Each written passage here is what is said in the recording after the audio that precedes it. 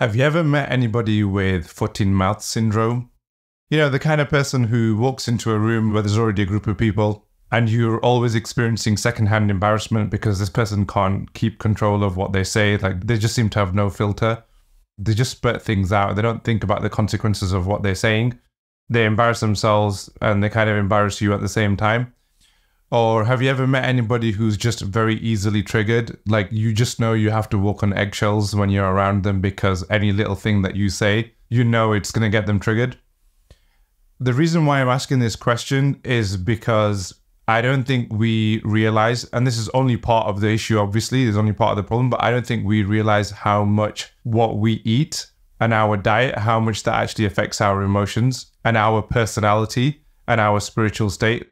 Like, there is such a thing as what we eat can actually affect our personality to the point that we can have something like foot-in-mouth syndrome, or we can be somebody that can get very easily offended by things, you know, anxiety disorders, anxiety neurosis, ADHD, certain aspects of autism and stuff. A lot of these things can actually be explained by food.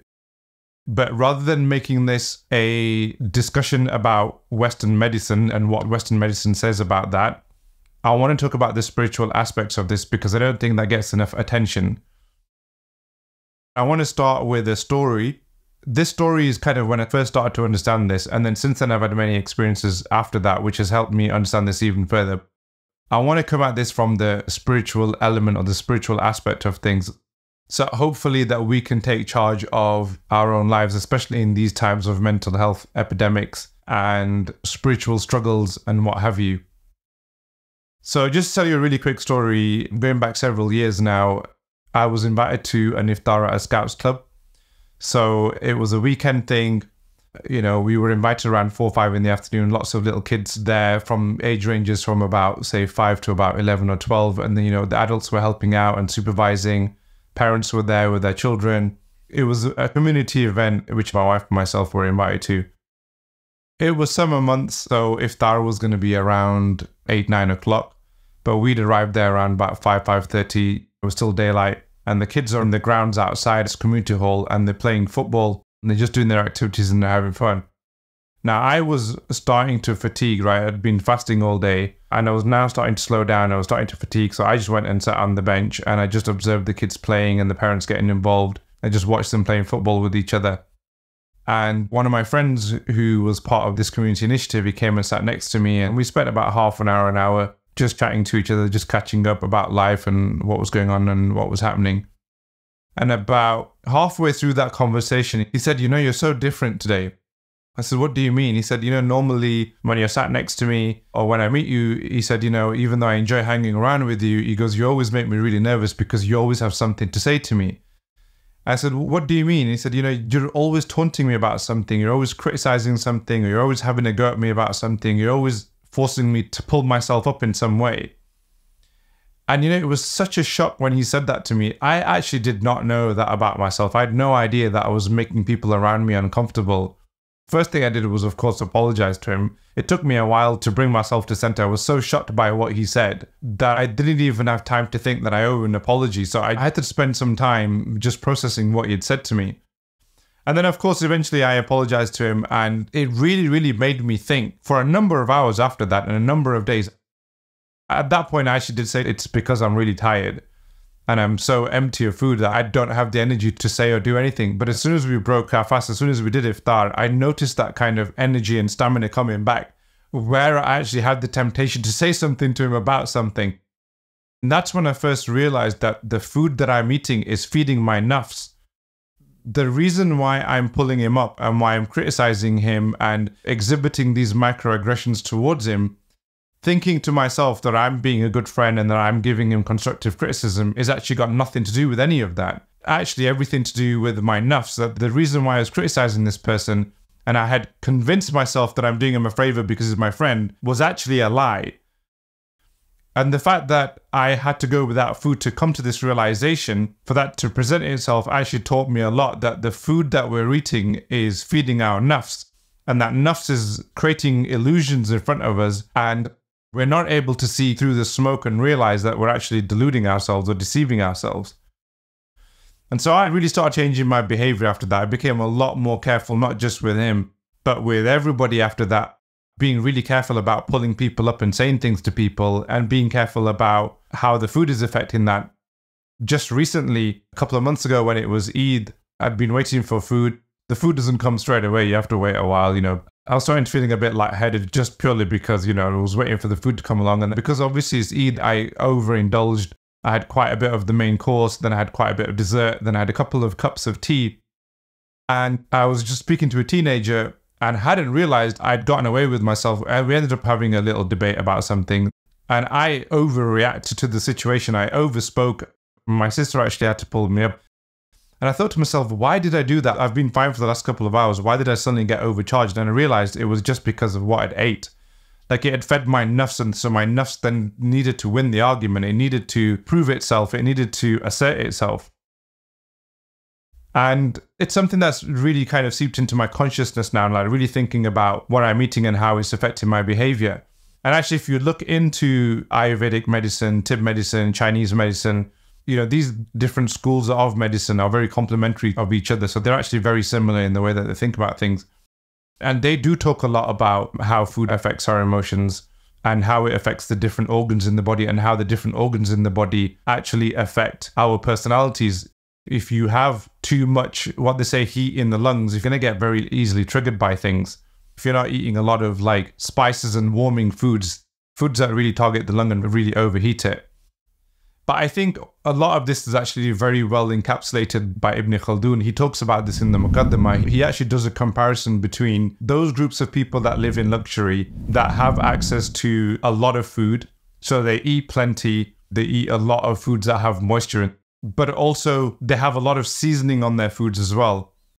And then he compares those against the other group of people that live kind of more savage lifestyle, nomadic lifestyles. Those people just survive mostly on meat and milk or meat and wheat, and that's about it. They go without food for lengthy periods of time during the day. They don't eat that much. It has very little seasoning. It's a much more simplistic diet, which today would be compared to something like the paleo diet or the carnivore diet. And he does a comparison between the two, and he says that the people that live in luxury have dulled perceptions. He says, the moisture in the food gets to the brain and it dulls the perceptions, and they don't have much control over their emotions, and they don't have a lot of clarity of perception. You look at the people that have much more simpler diets and they have a lot more clarity of perception. They're a lot more in control of themselves. One of the words he actually uses is this word called levity, which is like this unseriousness. You probably could even refer to it a little bit like a silliness as well. It's just not taking things seriously. There's a lack of sobriety to them that's not to the level of being drunk like an alcoholic, but it is a version of that. It's like a less intense version of that. And you will notice that on people like that. And the problem is that actually the lifestyles that we lead now are luxurious. The foods that we eat and the diets that we have are very comparable to the diets that would be considered for the rich and those that live in luxury. He actually says that those people that are more savage are those that can actually create empires and conquer lands and do a whole host of stuff. They have a certain strength to them that people who live luxury and sedentary lifestyles just can't do. He very much speaks to the diet as to why this is. I'm sure you will have noticed it as well. You walk into an environment, any social gathering, and everybody's full of microaggressions. Everybody's full of joking and bantering, and that banter almost always is laced with some sort of microaggression. I know there's other contributors to this, like social media and divisive politics and everything else. But for the purpose of this discussion, I just want to stick to obviously how diet is affecting that. You look at the difference between before people have had something to eat, everybody's kind of quite calm with each other. You can kind of feel quite emotionally safe with people. And then as soon as people have had something to eat, it starts kicking off again. And Ibn Khaldun actually takes it even further. He even talks about environment. And this is where people have misunderstood Ibn Khaldun. They said that he was against blacks. He was derogatory about blacks. That's actually not the case at all. He was talking about the environment. If you live in an environment that is very hot, these dry, very hot environments like what you get in countries that exist in Africa, south of the equator, very dry countries, this is that environment. It heats up your blood, it heats up your body. And then if you have a diet that's full of seasoning, it's going to really heat you up. You will become somebody of levity, like somebody that is overly excitable, overly charged, hot-tempered, doesn't take things seriously. Perception is limited, perception is dull. people living in the UK, for example, people who are now like second and third generation from former immigrants, you will see that these people still at home, I do as well, we eat food that's full of spices. We're all kind of known to be hot-tempered. It's kind of seen as this thing now, Pakistani people, they're just genetically hot-tempered. Places like Pakistan, it's a hot climate, and then everybody's eating foods that are full of seasonings, full of spices. So it heats the body up, it heats up the liver, and the liver is where the emotions reside. And if you've got moisture in there, like, when you're eating kind of all of these desserts and things, it just creates blockages in the body, and then you just can't think properly. You get very irritable, you get very frustrated. It's funny because we seem to think there's a lot of wisdom in eating curries and things. We think, well, our ancestors did this, or our previous generations have done this, so there must be some wisdom in this. But the reality is that spices weren't even invented or discovered in the Indian subcontinent. They actually came from Malaysia when they started to do trade with India. They brought spices over with them. They used to put seasoning and spices into their foods. And then they brought it over to the Indian subcontinent. Obviously, as those societies become more sedentary and more richer and you move away from the nomadic lifestyles, you have much more of a craving for that kind of stuff. And that's basically how those dishes came about. That is what is driving all of these short tempers and all of this dull perception, and also all of the other medical issues, the things like the diabetes and everything else. But what people don't talk about is how it's affecting our emotions and how it's affecting our spiritual states. But Ibn Khaldun spoke about this 1,000 years ago, and he gives very detailed comparisons as well. And so I think we're living in a time now where holding on to the truth has become so much more important, and where wisdom is even more needed now, more than ever. If we can't do anything for anybody else, then the least we can do for ourselves is be careful about our diets and really start to go back to diets that are a lot more basic and start moving away from rich diets to simpler diets. Our soul depends on it.